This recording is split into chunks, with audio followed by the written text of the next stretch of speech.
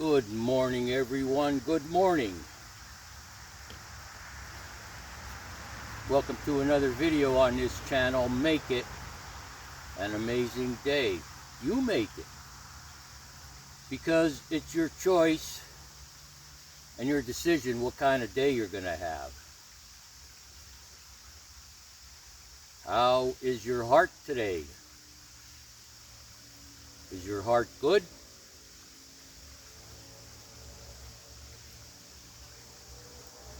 I feel mine beating. How's your mind? Is your mind calm and clear? Good. Good. So the title of this video may have taken you back to 1969, or you remember the song written by John Lennon. And this video isn't about John Lennon.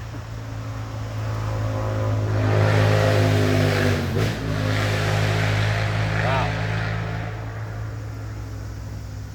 And this isn't against the government anti-war video either.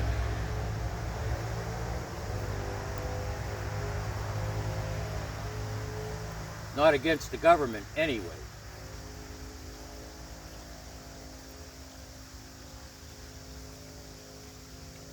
Yet it is about a war, and it's the war we have within ourselves.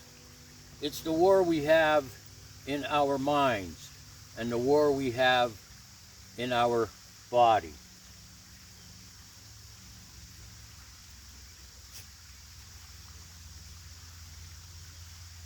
Your whole life may have been a war on the inside, based on your experiences, right? It's been a war for a long time, hasn't it? All the things you've been through, the good, the bad, the ugly,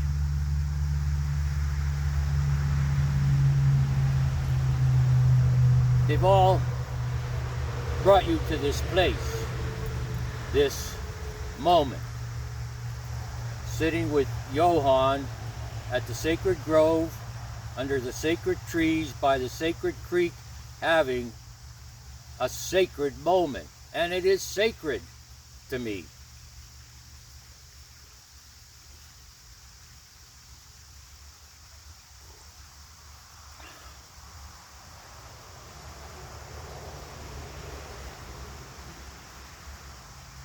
What exactly are you identifying with in your life?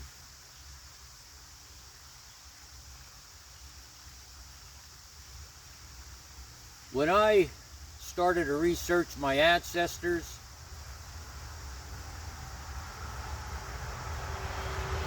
found out they came to America from England. Before England, they came from Denmark, and before Denmark, they came from what the Romans called Magna Germania, those tribes and clans.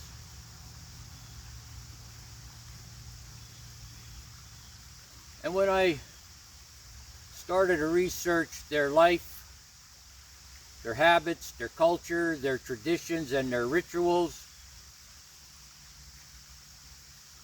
I became a different person.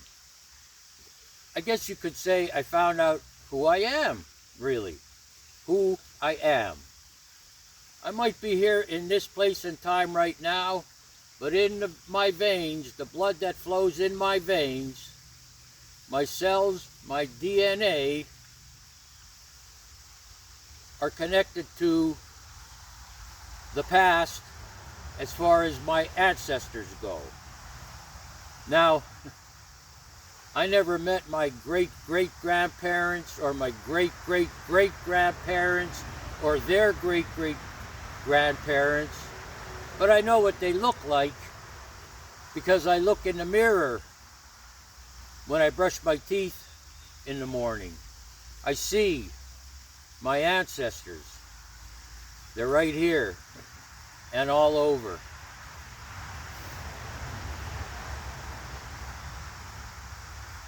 At one point, I said,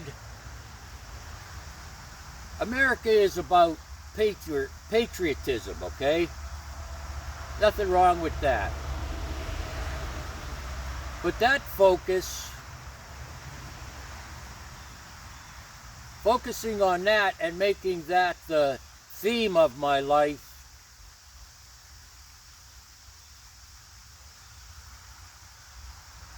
masked, covered up, if you will,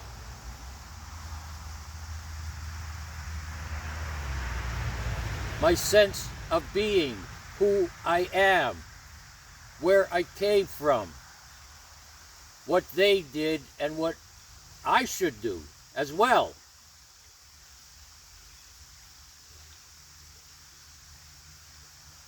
And so I built this sacred grove in honor of my ancestors, the Danes, the Vikings, and those Magna Germania tribes who also had sacred groves. Chances are your ancestors had some type of sacred grove, a sanctuary. These groves were the focal point of those villages, so to speak, back then.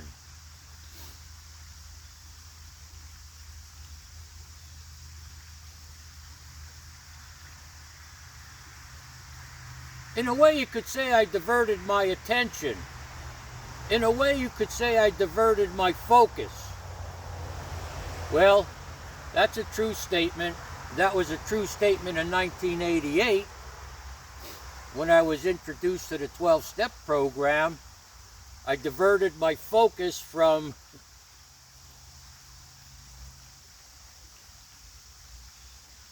I guess you could say being an alcoholic and all that goes with it. I changed my focus into healing from that addiction.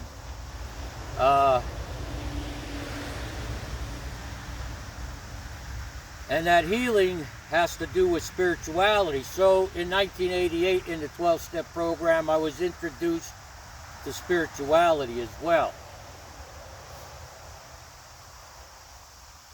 Prayer, meditation, and self-examination. Prayer, meditation, and self-examination.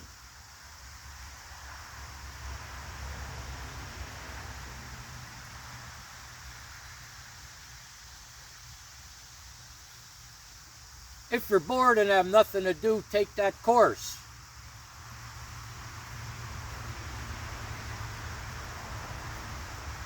The 12 steps, take that course. Google the 12 steps of the 12-step program, read them and take that course.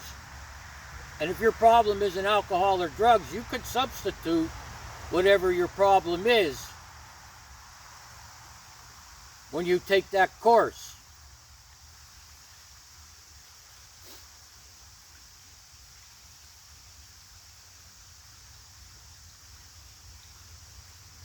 So we're at two topics right now.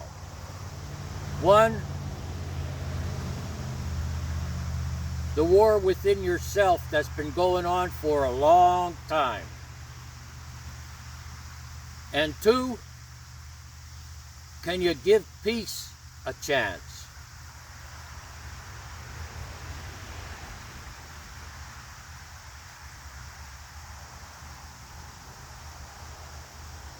We have met the enemy, and the enemy is us, is an old saying.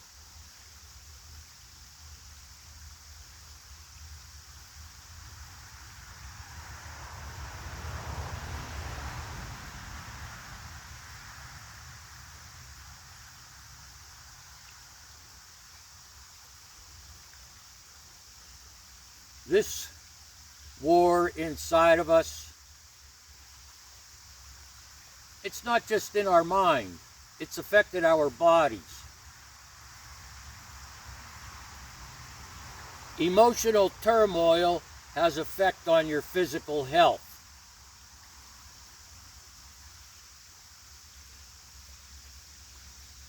If you're the type of person, in the videos I spoke about the last couple of days with those racing thoughts when you get up in the morning, or the racing thoughts when you lie down to go to sleep, part of that comes from the war within your mind, the war within yourself.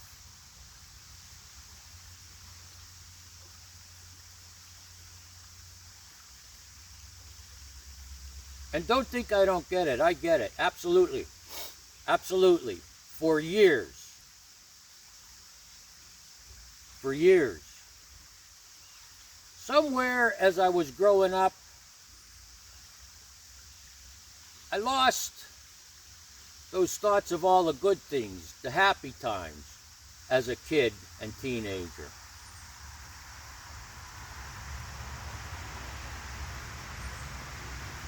They were marred by terrible and horrible experiences I had growing up.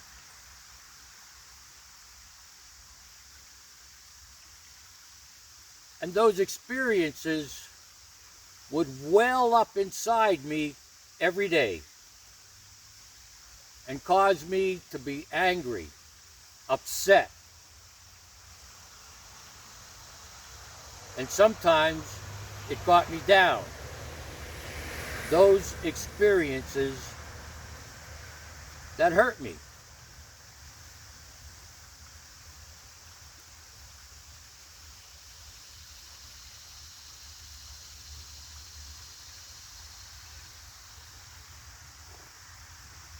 Now when I look back, I don't think about the bad experiences, the hurtful experiences, that emotional turmoil. I'm back again to thinking about the good times when I was growing up. And that, my friends, since I could remember 10, 11 years old, was nature. I was always out in the woods, always.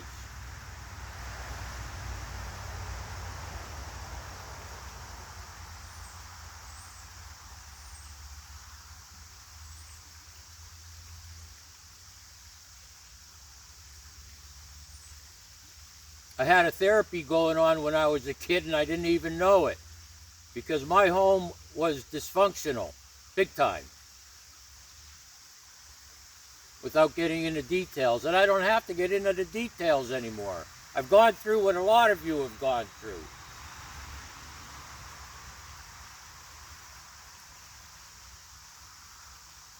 But I was waging this war every day within myself, doing skirmishes here and there, thinking of ways to get back at people that hurt me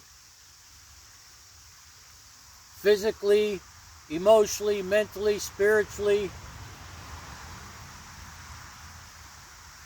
And I got nowhere.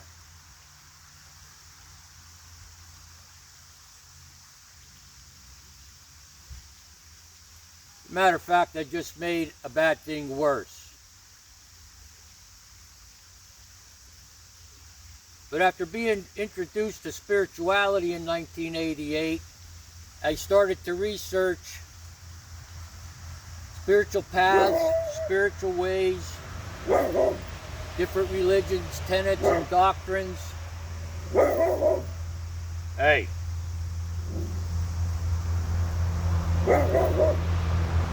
Ancient principles,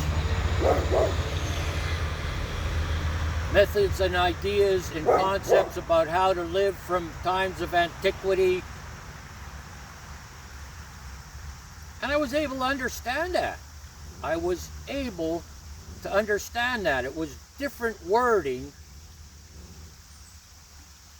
than, say, what I was used to when I used to go to Catholic Church.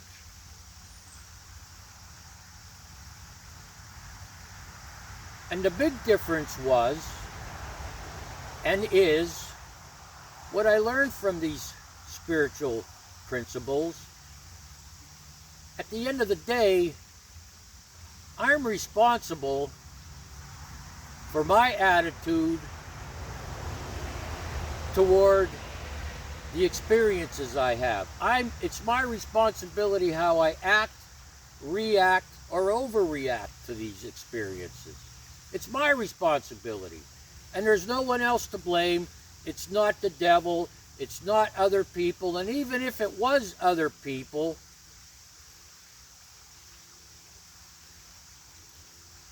I've learned through that 12-step program, in those 12-step books, what helped me get over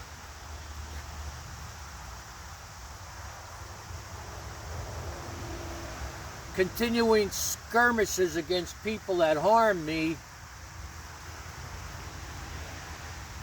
What helped me stop this war inside of me was knowing that other people are sick, spiritually sick.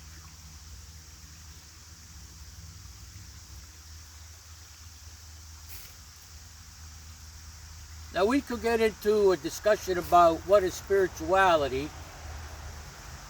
There's many definitions. For me, it's to understand I'm not the king.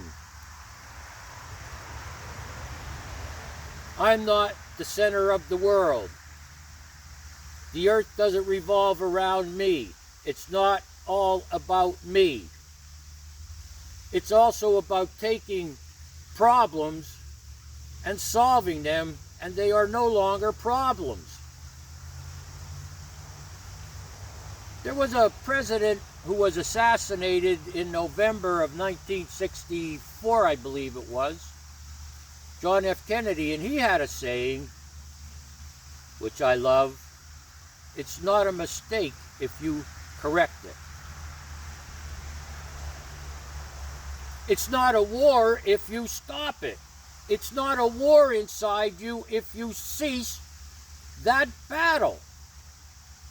And you cease that battle by giving peace a chance.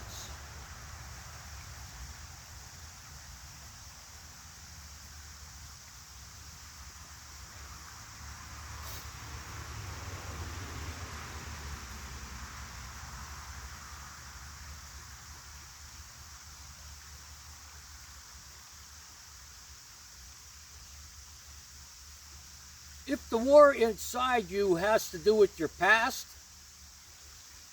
if the war inside you has to do with other people,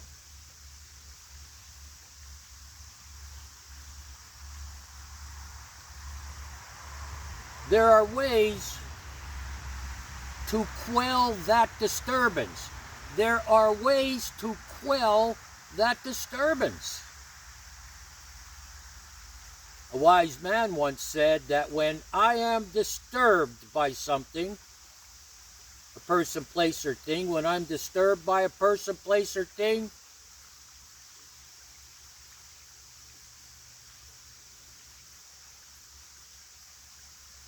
when I am disturbed, there's something wrong with me. Let me repeat that. When I'm disturbed by something, there's something wrong with me.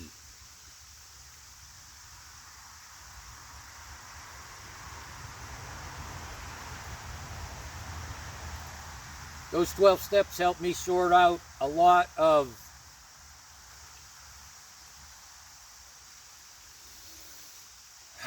how could I say it? Disturbances in my life. I was able to look at things from a different angle. A famous philosopher / spiritual teacher, Wayne Dyer, once said, when we change the way we look at things, the things we look at change. When we change the way we look at things, the things we look at change.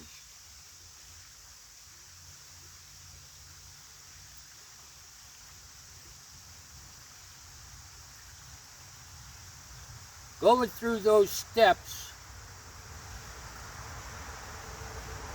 doing those inventories, understanding myself and understanding other people,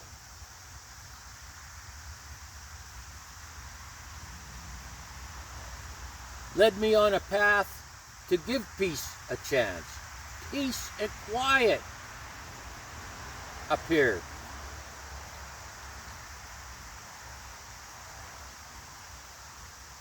You don't realize how bad it is until you get away from it. When you're consumed by your past, when you're bothered by your past, you have revenge on your mind. You don't know where to go from here, so you continue doing the same things over and over again that don't solve the problem. And that anger or that hurt inside of you causes physical problems. Okay?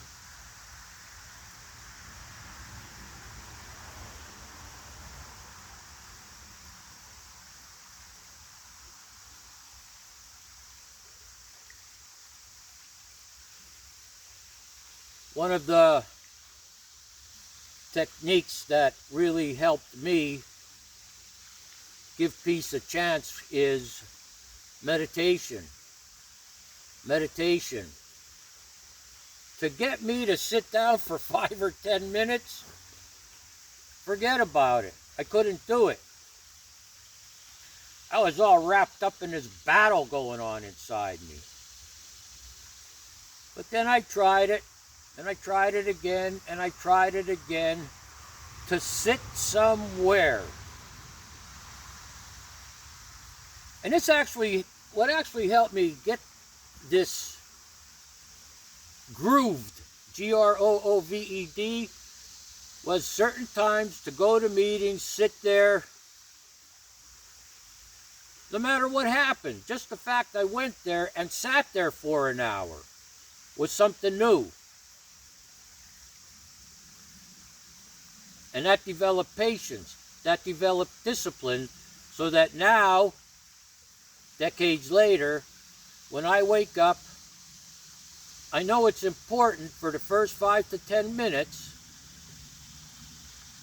not to turn on the TV, not to go on Facebook, not to go on TikTok, not to go on X, not to start playing video games, not to start watching pornography, not to start thinking about the past, not to start thinking about how somebody hurt my feelings a year ago and I need to get back at them. Those days are gone.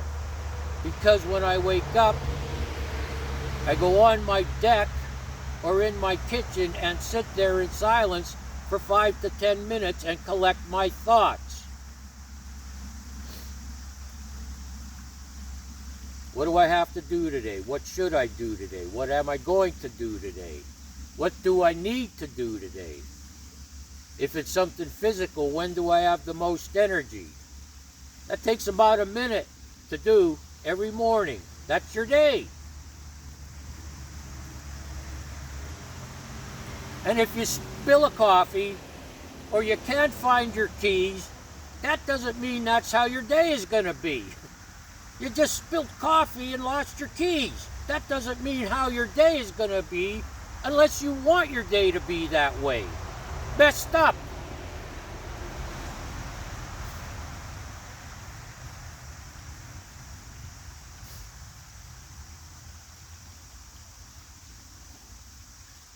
And now when you start to realize that these things happen, not because God is against you, God didn't spill that coffee because God is against you, no. You didn't you lose your keys because the devil's trying to get at you, no. You may have spilt the coffee because you were in a hurry pouring it, in a hurry.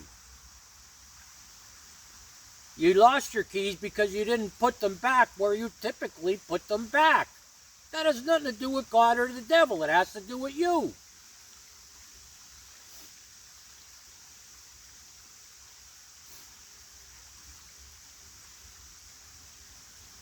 There is no outside force, as far as I know, that's going to wipe your slate clean and do everything for you, as long as you pray for it when there's a problem.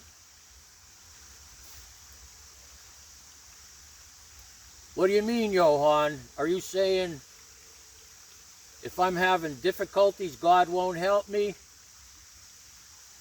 Let me put it to you this way. for some reason, to this day, and I'll be 66 here in a couple of weeks, to this day, from time to time, I just don't have it in me to sit down and write my bills or pay my bills online.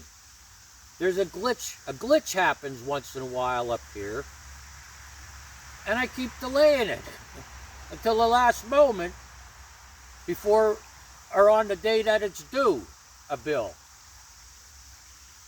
Now, if I take my checkbook out and put it on the table, I put envelopes on the table, I put stamps on the table, I take 4 or 5 bill statements and put them on the table, I put a pen on the table, God is not going to come down, fill out the bill statement, fill out the check, put them in an envelope, write on the envelope where it's going. God is not going to put a stamp on it. God is not going to take it to the post office. And I can pray all I want when I get those glitches, but God is not going to do it.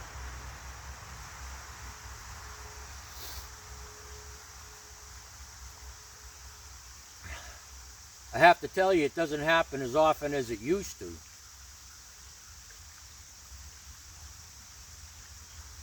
Maybe just a simple, God, I got to pay these bills. Help me get moving to pay these bills. But God's not going to do it.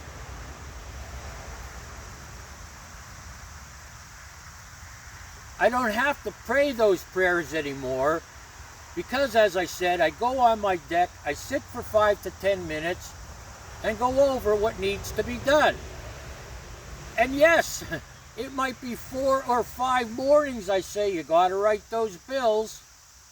Maybe once every 3 or 4 months this happens. And I might be on the deck and I might be saying, you got to write those bills today.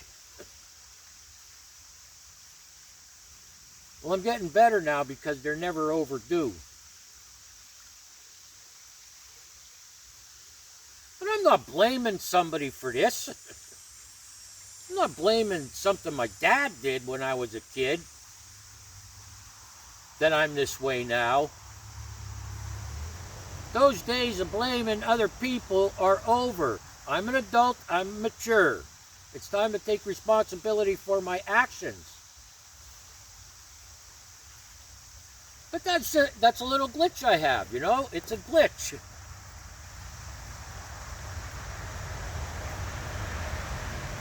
I give peace a chance every morning when I sit there for 5 to 10 minutes and think about my day. What should I do today? What do I have to do today? What do I need to do today? What's the most important thing to do today? Okay, right. Just like that.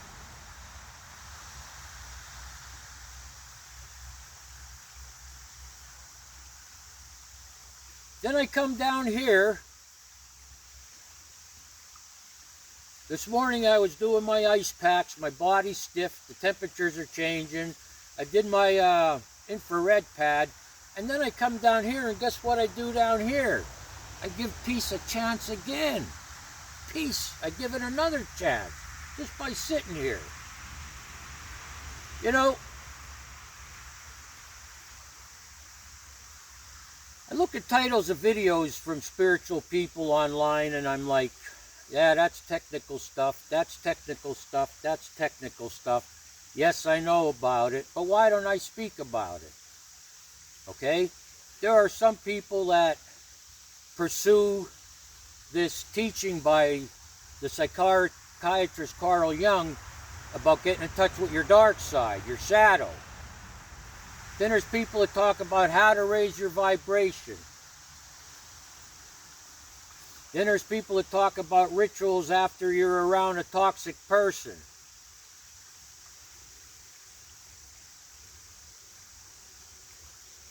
Then there's people that say, oh, yep, that's your ego. That's why you're having problems today. That's your ego. And you know, I don't get into that.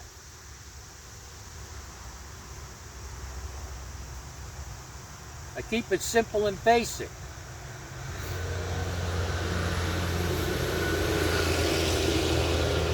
And when you give peace a chance, all these things start to fall into place. When you apply spiritual principles to your life, all these things start to fall into place. When you meditate each morning for 5 to 10 minutes, what's important today, all these things fall into place. When you realize that other people are spiritually sick, I'm not telling you to run and forgive them if they've physically and emotionally abused you, but you can understand that they're sick.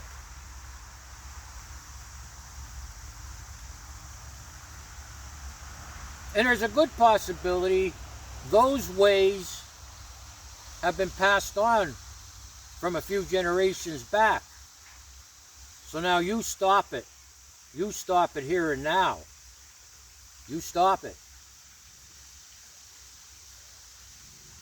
To give peace a chance means I am going to go somewhere today and sit for 10, 15, 20 minutes, hopefully in nature.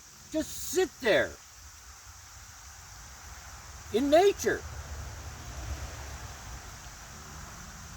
What do you think's more natural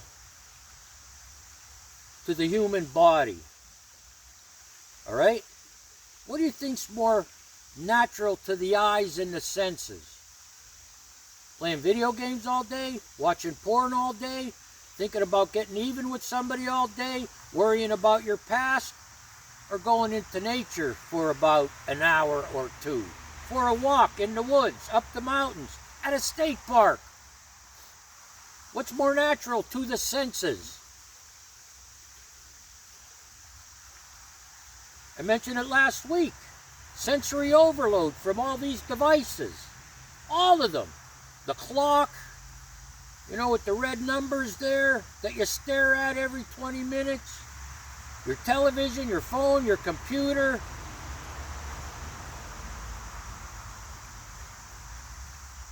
The mind is not designed to process that stuff without a glitch, a malfunction.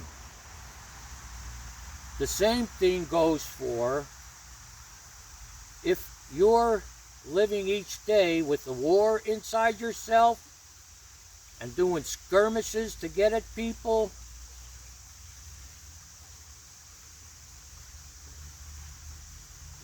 You're hurting yourself. Your body is not designed to act that way. Yes, there is a fight or flight, that theory. But if you're way past the danger, years and decades past it, why do you keep going back there?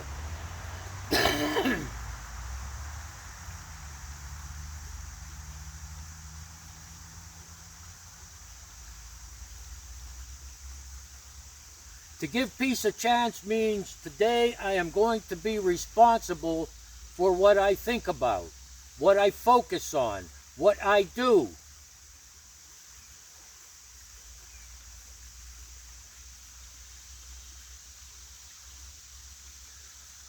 Right now, at this moment,